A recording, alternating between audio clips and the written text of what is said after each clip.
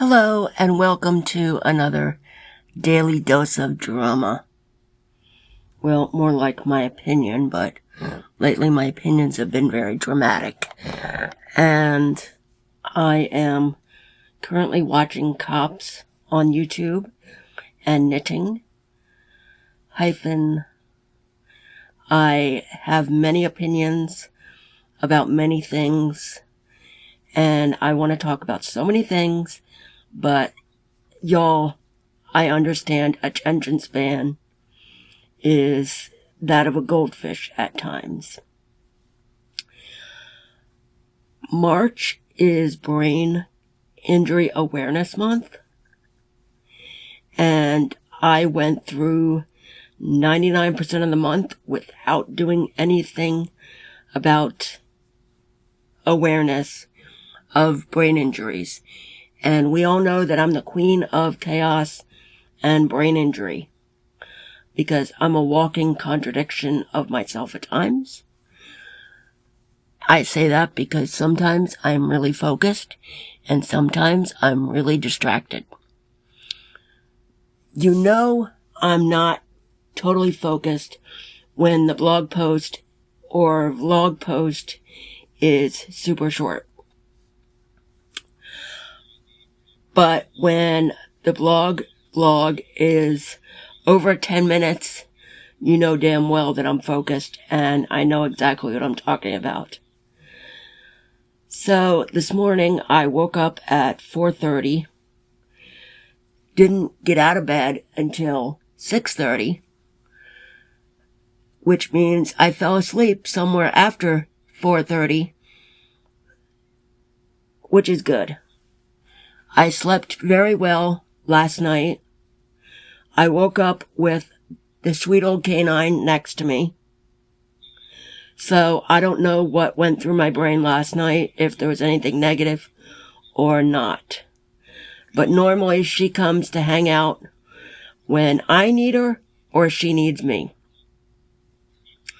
Just the way we've worked for the past 8 years.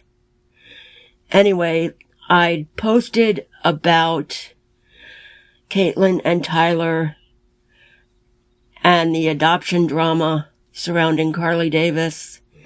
I know that it's a big controversy and everybody cannot understand how Teresa and Brandon have not filed a restraining order, a no contact order, or something.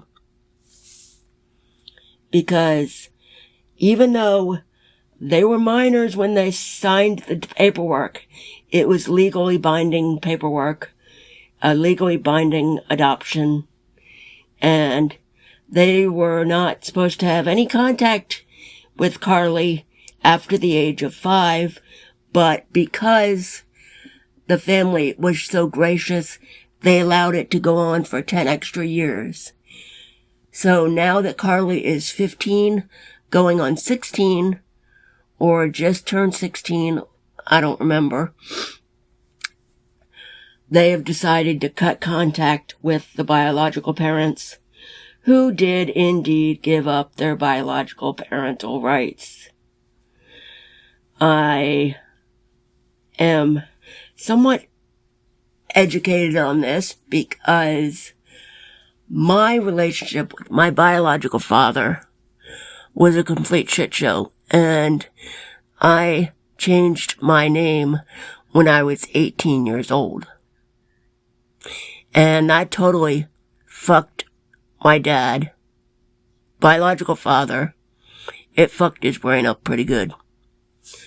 Which is probably why I was omitted from the obituary, which kind of pissed me off, but not pissed off enough to give a damn very much.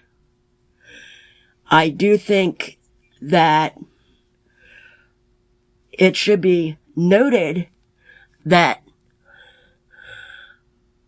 biological dad did have a child, whether stepmom wants to admit it or not. I was in his life for 16 years off and on, and I decided at 16, before I graduated high school, that I didn't want anything else to do with him.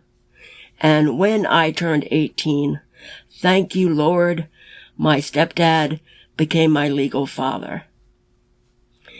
And there is definitely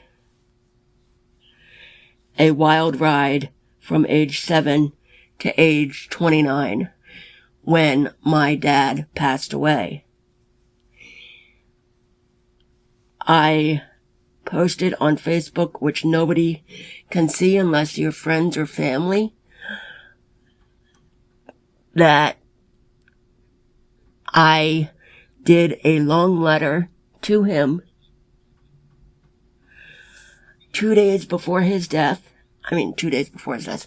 2 days before the anniversary of his death. 17 years coming up, March 23rd. So, there's that, but also there's another thing I wanted to talk about besides MTV and Chaosville.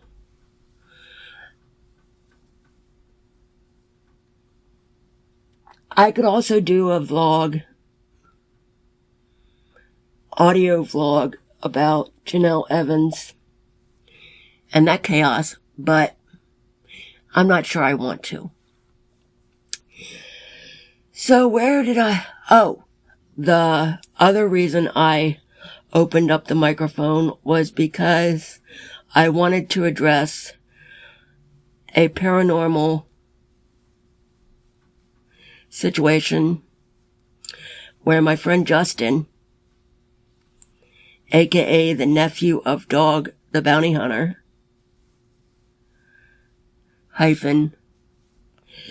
posted the other day on social media about some guy who works under the name Hope Paranormal, alleges he got in contact with Auntie Beth. It was 18 minutes of bullshit. I don't know how he does this, but I do not believe that it was Beth's spirit, even if it kind of sounded like Auntie Beth. Justin and I do not believe this malarkey.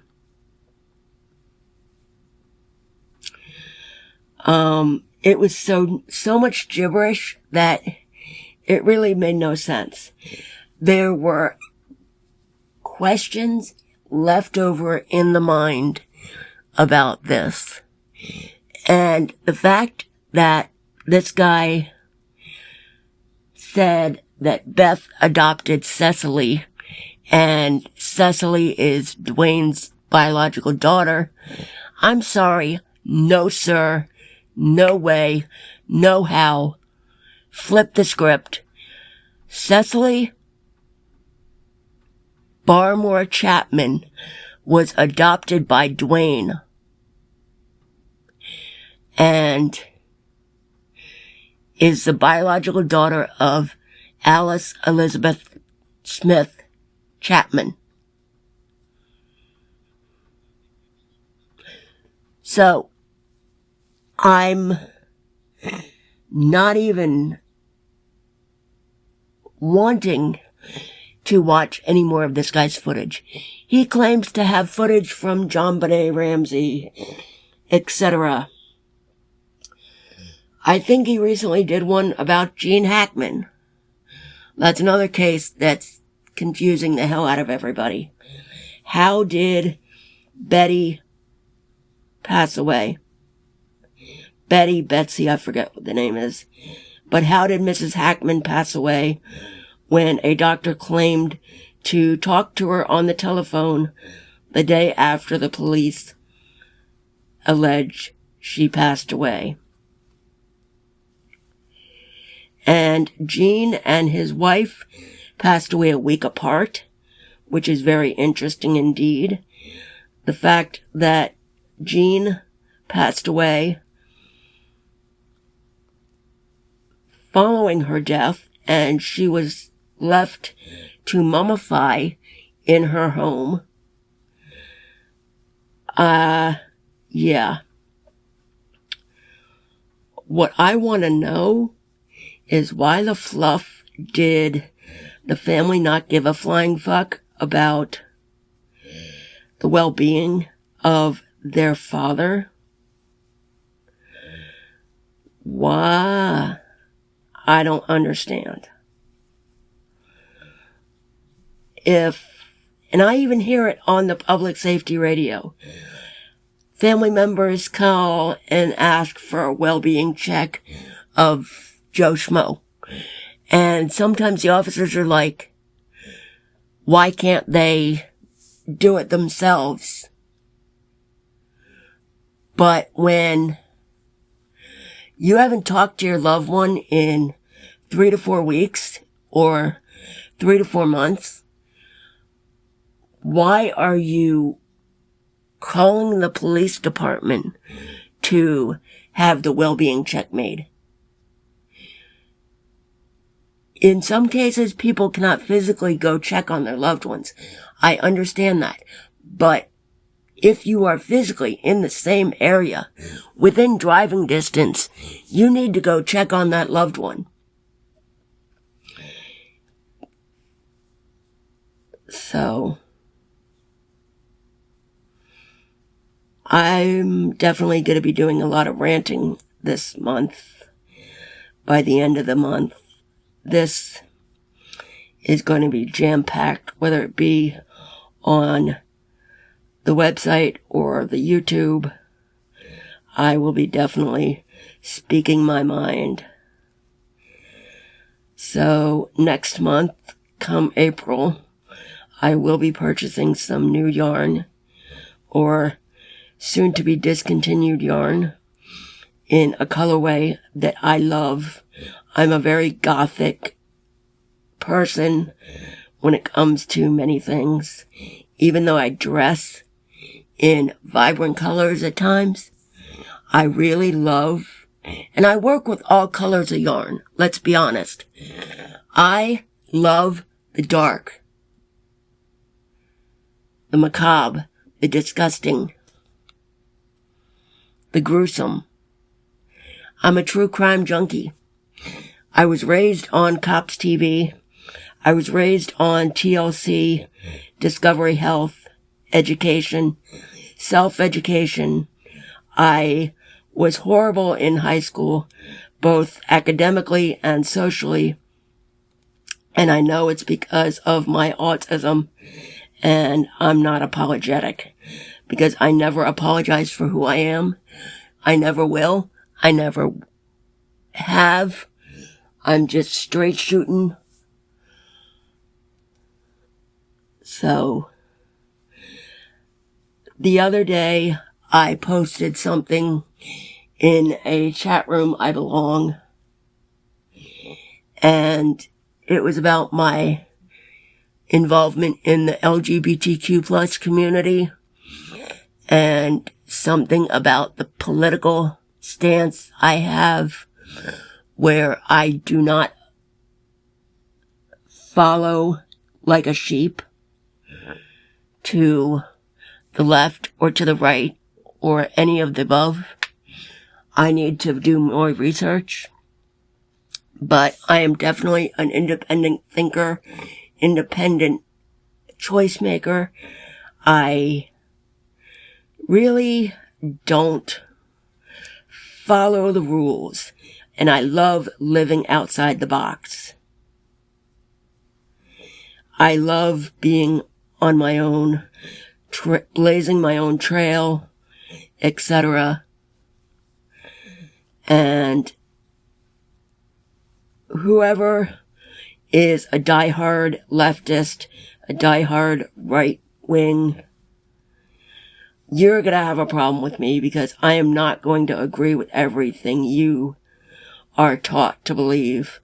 And as far as taught to believe, that goes into the religion as well. I do not like organized religion.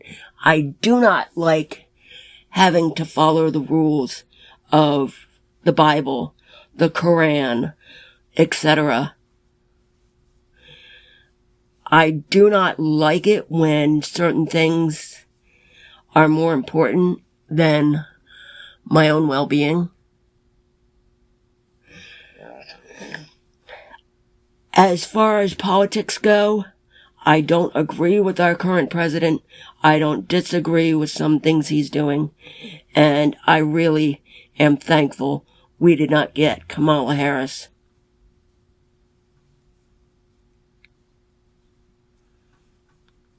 Period. Kamala, she was not voted into candidacy. She got there because Mr. Biden dropped his shorts. He dropped his shorts in the whole game of running again. So he dropped the ball. He dropped the weenie. So, dropping the weenie is something I want to talk about as well. But everybody upset about Elon Musk doing this, that, or the other thing. Did anybody take note of the fact that Elon Musk and company did a space rescue when Mr. Joe Sleepy-Eyed Biden decided, just leave them in space. They'll be fine. No they won't, and I'm glad that they're back on the Earth. Otherwise, I want to talk about Bailyn Dupree. I love this young woman. She is amazing. She is very courageous. She has a beautiful family. She has an amazing fiance. And to all the haters and negative speakers, y'all don't know what it's like to live with a neurodivergent person. You don't know what it's like to go through it on a daily basis. Unless you've taken a step in my shoes or in Bailyn's shoes, you really, really have no place to talk. So, there's the situation where people think it's fake. People think that she's overdoing it for the camera. You cannot fake those things. You cannot exaggerate the behavior. I have behaviors that sometimes drive my family bananas, but can I control everything? No, but some things I can control or limit, but I cannot completely prevent. And I still do my daily research about autism. I do my periodic research about Tourette's syndrome. And I will tell you a little tidbit. Somebody in high school thought I had Down syndrome. But sorry, no, I don't. Not this chick. But I will say that knitting and collecting yarn has been my savior, because it's kept me connected to the past. And in a lot of ways, I don't like what's going on in the present day, but I find comfort in the past.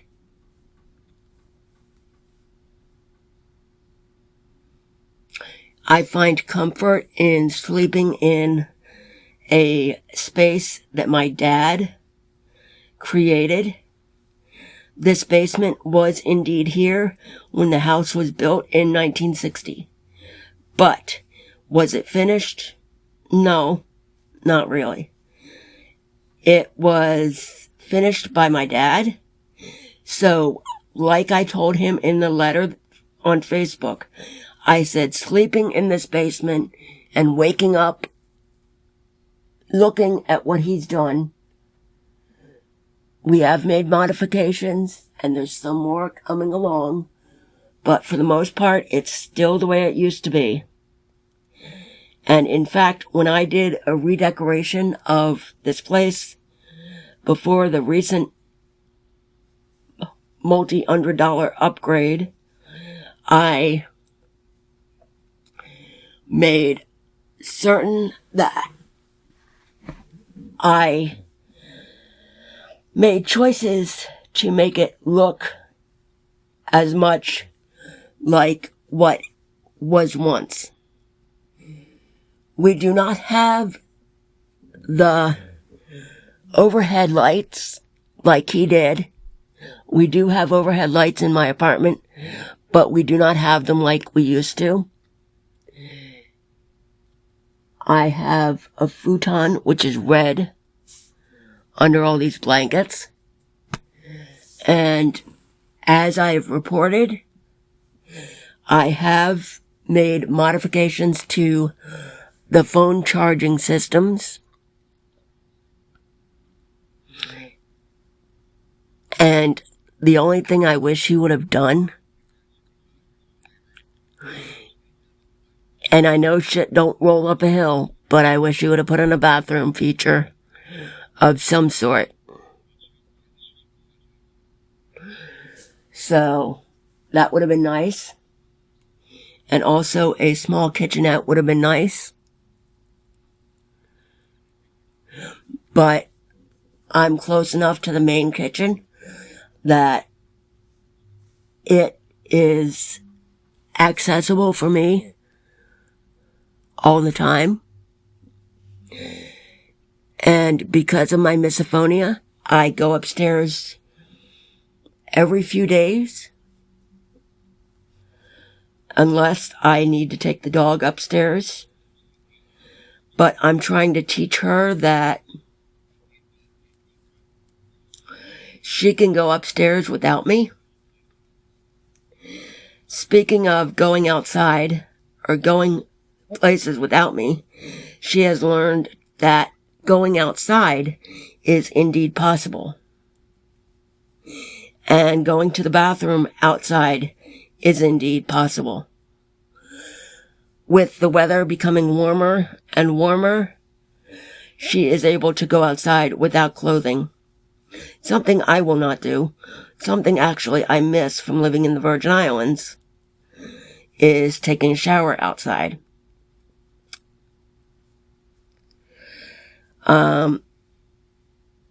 I know that's crazy, but back when I lived in the Virgin Islands, it was secluded enough. There was not anybody living above my house that I could shower outside. Mind you, this was 20-some years ago. And I know the islands have changed over the years. I haven't been on my island home in 14 years. I know things change. For better or for worse, things change. I have my opinions on the tourism, and I have opinions on Airbnbs and local hotels, etc. But there is something I did want to touch on before I end this ramble, and that is the people, the medical. Back in 2002, my dad had a stroke while we were home on island. And thanks to my self-education from Discovery Health I was able to recognize, and I was able to convey to my mom that we have a problem. And we were able to get him into medical care within the golden hour. And Lord help me, I don't remember everything from that day. But we were able to get him into medical care, get him to be seen, and thankfully he survived another 6 years. Did I know that his life was only going to be 6 years longer? Absolutely not. And I think the fact that I saved him from a stroke is why I was so distraught when he did indeed pass away, that I could not save him from the lung cancer that took his life. And I think that's why the death of Luke Perry hit me so very, very hard, is because they died in the same way. I think they had different types of stroke, obviously, but they both died from medical complications that could have been prevented one way or another. And also, another death that was devastating to me was the death of Shannon Doherty, who we have not even had 1 year without yet. But her birthday, her 54th birthday, is coming up April 12th. And my Nana passed away April 10th of 2010. And I remember her saying that she wished it would have been her first, so she didn't have to live through the loss of her son. I understand that, but I'm glad we had her those 2 extra years, because that made things a little bit easier. And the fact that she died when she was 28, when she died at age 98, there was a controversy about, did she die of natural causes or did she die of breast cancer? We will never know. I don't think there was an autopsy. But at 98 years old, do we need to worry about breast cancer or natural death? I don't think so. The woman lived an amazing life, and she lived in the house she was born in. She lived and died in the house she was born in. Not in the same room did she do both, but she lived and died in the same place. When it comes to interactions with the people that bought that house, I have no fucking clue. All I know is that they did not have it very well upkept on the exterior when we were there in the beginning. They did not do much on the outside, but apparently they were focused on remodeling the inside, which is all fine and dandy. I don't give a flying fuck. Well, I do, but there's nothing I can do about it. That's how I feel. And I know that the house in St. Thomas, where I used to live, is definitely not as it once was. But we are privileged to be friends on Facebook with the new family that owns it. And when I mention that the daughter of the lady who bought the home, the daughter died from elective surgery mishap. And I have a whole idea on elective surgeries and the risks that go with them. But right now, I'm going to hold off on that commentary. So, I appreciate everybody hanging in there for this lengthy vlog. I know I'm long-winded at times, but it was absolutely necessary to get all this shit off my mind. And I will be doing another one. because my 100 free adaptations from Grammarly are spent. So I'll be doing a lot more verbal situations. I hope to see you on another podcast.